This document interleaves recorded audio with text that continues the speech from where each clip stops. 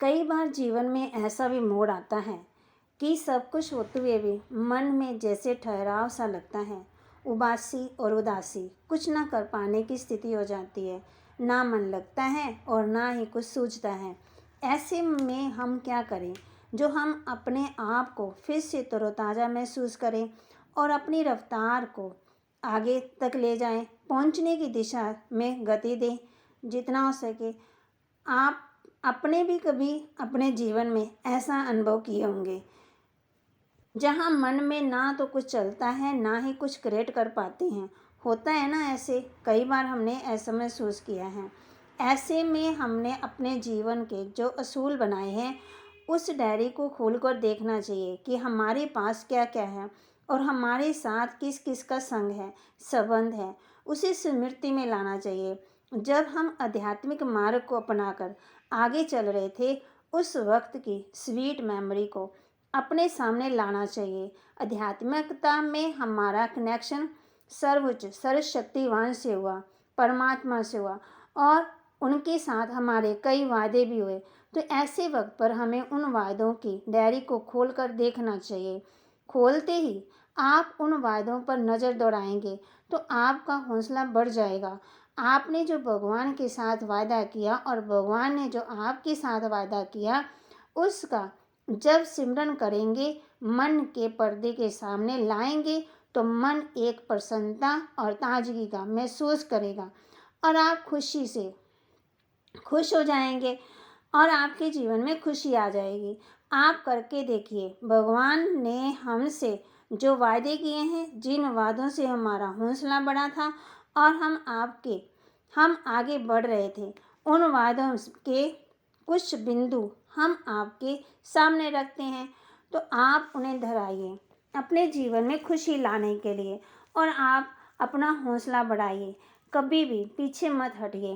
पहला, चिंता मत करो, मैं सर्वशक्तिवान हूँ, मैं असंभव को संभव बना सकता हूँ। परमात्मा हम बच्चों को कह रहे हैं, मेरी नज़र सदा तुम पर है, मैं समझता हूँ तुम्हारे सारे दर्द संघर्ष सब कुछ ठीक हो जाएंगे।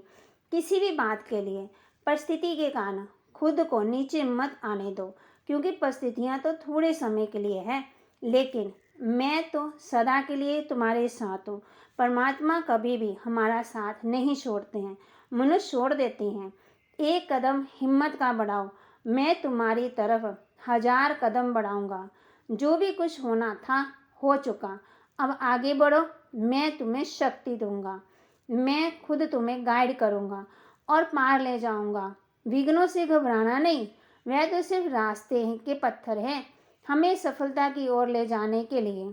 हर बात मुझे सौंपो, निश्चिंत हो जाओ। जिससे तुम हल नहीं कर सकते हो, मैं उन सब को ठीक कर दूंगा। देखो, परमात्मा हम बच्चों को ये वादा याद दिला रहे हैं और कर रहे हैं, मेरी सुरक्षा का हाथ हमेशा तुम्हारे सिर पर है। फिर भय पैदा हो ही नहीं सकता, फिर डरना क्यों। रोज मुझसे शांति में बैठकर बातें करो, मैं तुम्हें सुनूंगा और तुम्हारी बातों का जवाब भी दूंगा। अपने सिर पर बोझा लेकर मत चलो, मैं तुम्हारे सारे बोझ संभाल लूँगा, तुम हल्के हो जाओ। परमात्मा हम बच्चों को कहते, अगर तुम्हें कोई नहीं समझता तो भी चिंता मत करो, मैं तुम्हें समझता हूँ, तुम कभी भी अकेले नहीं हो। मैं सदा तुम्हारा साथी हूँ, तुम्हें कभी भी नहीं छोड़ूंगा। तुम दूसरों के बारे में कभी नहीं सोचना, दिल से मुझे याद करो। मैं 1000 भुजा सहित सर्वशक्तिवान के साथ मदद के लिए तुम्हारे साथ हूँ। पढ़ते पढ़ते आपको क्या हुआ, आप कैसा महसूस कर रहे हैं?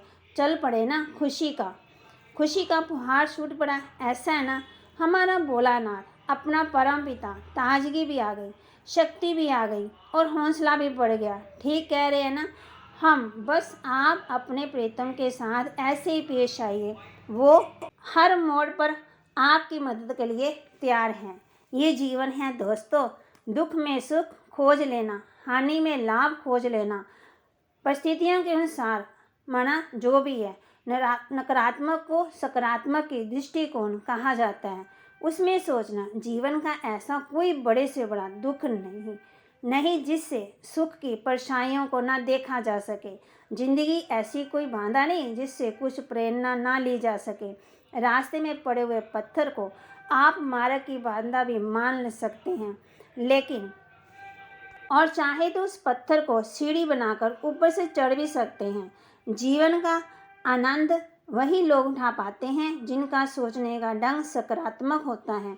इस दुनिया में बहुत लोग इसलिए दुखी नहीं है कि उन्हें किसी चीज़ की कमी है, इसलिए कि उनके सोचने का ढंग नकारात्मक है।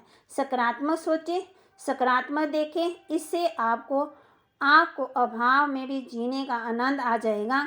आपकी खुशी इस बात पर निर्भर नहीं करती कि आपके पास कितनी संपत्ति है, इस बात पर निर्भर करती है कि आपके पास कितनी समझ है।